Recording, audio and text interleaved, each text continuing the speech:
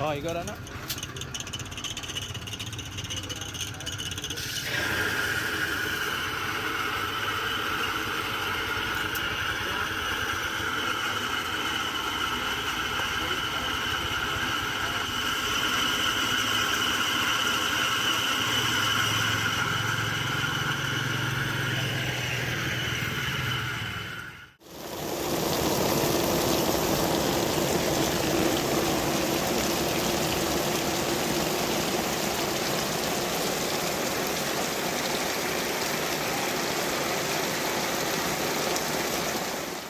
Hello mga ka-farmers, welcome back to my channel.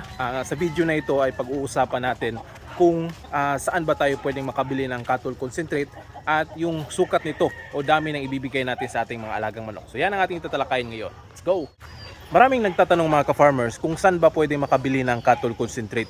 Dahil sa ibang area kasi, sabi nila, yung nagko-comment sa atin ng mga subscribers at follower na wala raw available sa kanilang area.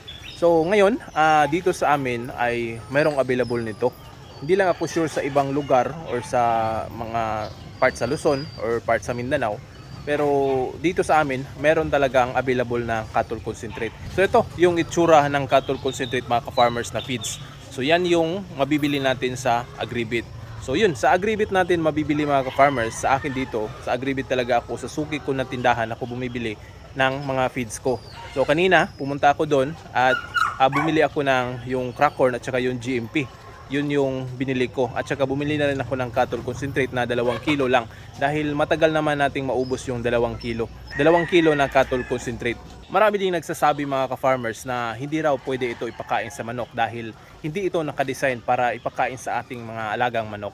So may point naman sila mga ka-farmers dahil yung cattle concentrate ay ayon lang para sa design para sa mga baka. Pero kung titingnan mo yung ingredients nito mga ka-farmers ay pwede namang ipakain ito sa ibang hayop. Huwag mo lang damihan, baka yung manok yung mga alaga mo ay mawawala ng gana.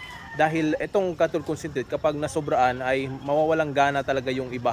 Dahil yung tawag dito sa amin is sumud or napaka strong ng amoy nito para sa ating mga alagang manok. Kahit tao mga ka-farmers, kapag nasingot ito, napakabango talaga ng feeds na ito. Kung may tatanong nyo mga ka-farmers na hindi ba masama yung epekto nito sa ating mga alagang manok.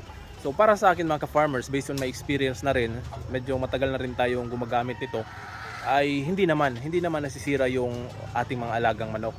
So matagal na, siguro nasa mga pang 3 taon ko na gumagamit nito pero hindi lang continue yung paggagamit ko. So minsan gumagamit ako ng cattle concentrate 2 or 3 buwan na magkasunod, tapos pinapalitan ko na naman ng ibang feeds at pagdating naman ng ilang buwan, doon ko naman ginagamit yung cattle concentrate at ngayon lang naibalik ko na ito dahil nga base doon sa ating kaibigan na nakita kami na maganda raw ang epekto sa pagbibigay ng cattle concentrate at saka yung sapal ng niyog sa mga manok, especially sa mga paitloging manok. So yun lang yung nakakonsentrate talaga siya na magpapaitlog ng mga manok niya.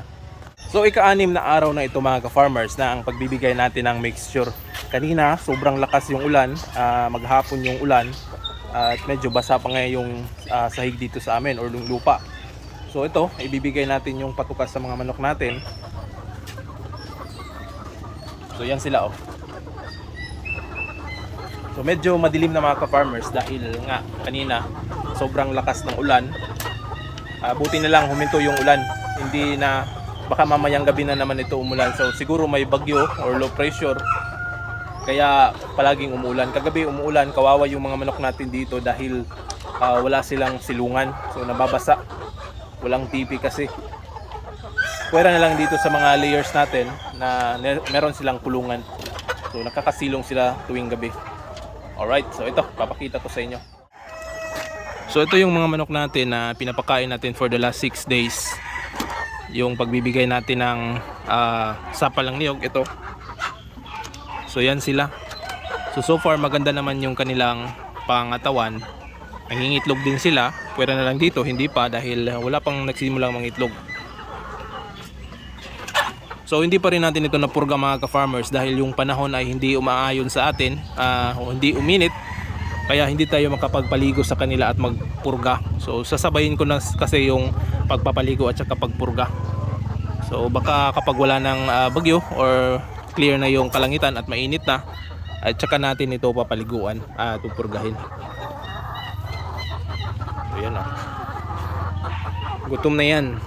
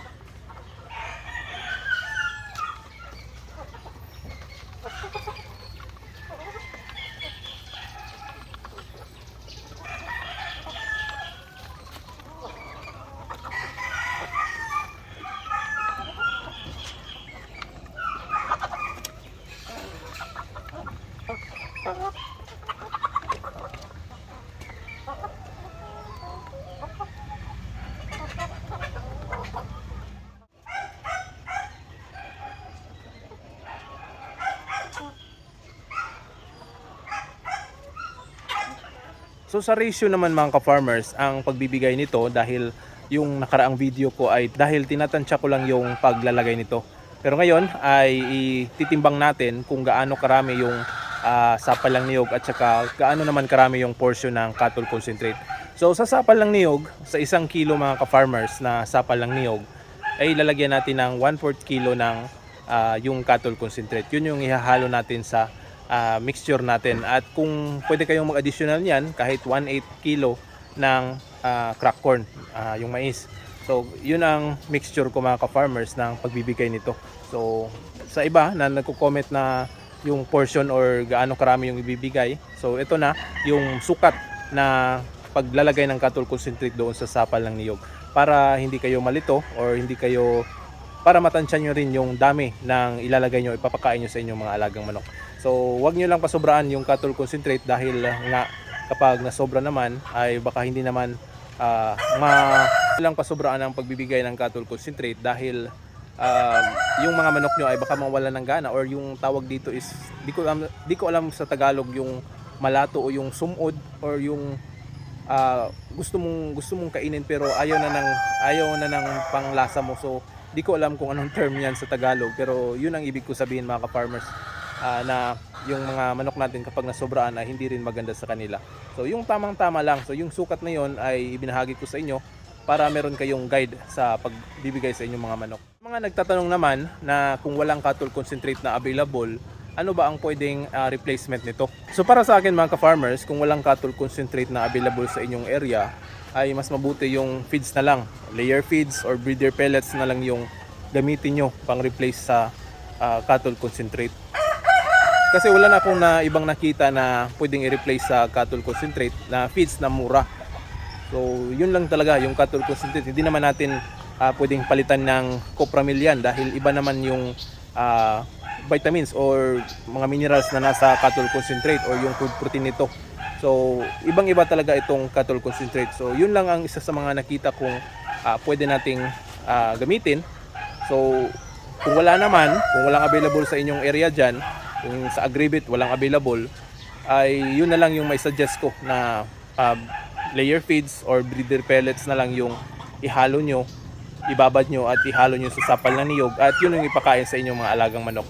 Pero sa layer feeds at saka yung breeder pellets na ihalo nyo, hindi na siya pareho doon sa cattle concentrate na 1/4 kilo ng cattle at saka 1 kilo ng sapal. Pero para sa akin, ang ratio niyan is kung sa feeds na lang o layer feeds ang gagamitin nyo, 1 kilo ng sapal ng niyog, tapos hahaluan natin ng kalahating kilo ng feeds. Yun ang imimix natin doon sa sapal ng niyog. So yun yung isa sa mga suggestion ko. So personal ko lang ito mga ka-farmers na opinion, at open naman ako dito. Kung meron kayong mga nalalaman or information ay pwede naman mag-comment sa ilalim. Alright? Ang hawak ko mga ka-farmers, ito yung cattle concentrate. So napakabango talaga ng feeds na ito. So parang kung sa kape pa, yung kape na yung amoy ng kape ang baho nito. So, napakabango. Ang sarap kainin. So ang napansin ko sa pagbibigay ng sapal ng niyog mga ka-farmers sa ating mga paitloging manok ay hindi agad sila na gugutom. Ang ibig ko sabihin mga ka-farmers, yung kinakain nila sa umaga, pagdating ng hapon mga ka-farmers ay meron pa. Dahil mapapansin mo naman sa kanilang butche na meron pang laman yung kanilang butche. So yun yung isa sa mga na-observe ko na hindi agad sila yung pagkain na sapal ng niyog ay hindi agad na digest o para sa akin hindi sila nagugutom dahil busog pa sila. So yun ang isa sa mga na-observe ko sa aking mga alagang manok. So pagdating ng hapon, konti na lang yung binibigay ko dahil hindi naman magandang pasobrahan yung pagpapakain natin sa kanila. Especially ngayon na tag-ulan, so wet feeding tayo, nilalamig sila. O kailangan hindi natin pasobrahan yung pagkain nila dahil baka hindi niya matunawan yung mga alaga nating mga inahing manok. So yung ibang mga manok ko dito ay hindi ko pinapakain dahil medyo busog pa. At iniiwasan kung hindi sila matunawan. Kaya ngayong hapon nagfa-fasting sila. Bukas ng umaga na naman sila kakain. So yung iba lang naman, yung mga paitlogin natin ay pinapakain natin sila. Yung kanina na pinapakain natin ng sapal ng niyog at saka yung cattle concentrate. At saka yung meron tayong pailan-ilan ng mga sisiw na pinapakain din natin ng pure feeds lang. So yun lang mga ka-farmers, hanggang sa muli. At kung meron kayong mga katanungan or gusto nyo itanong dito sa akin ay comment lang sa ilalim at ating babasahin at sasagutin yan. So maraming salamat mga ka-farmers. Hopefully palagi kayong manonood sa update natin sa papakain ng sapal ng niyog at saka itong cattle concentrate. Maraming salamat at see you in my next vlog. Happy farming! Woo!